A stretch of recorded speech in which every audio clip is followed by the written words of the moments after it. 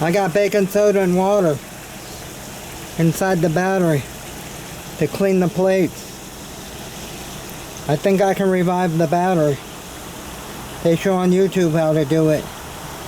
That's how I learned this. Look at all them bubbling. That's all eating all that stuff off the crud off the plates in the battery. It'll get it clean again.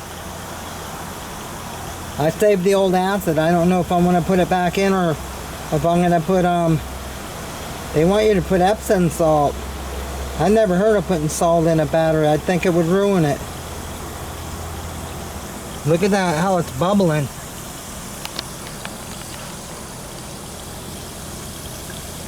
Watch in.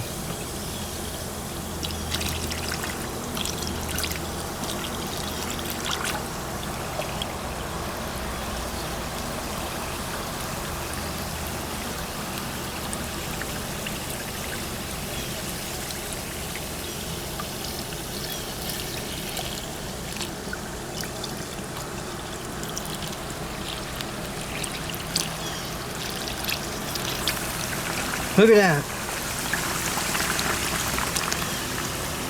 Those plates are really dirty. That baking soda and water is eating that stuff off the plates to clean it.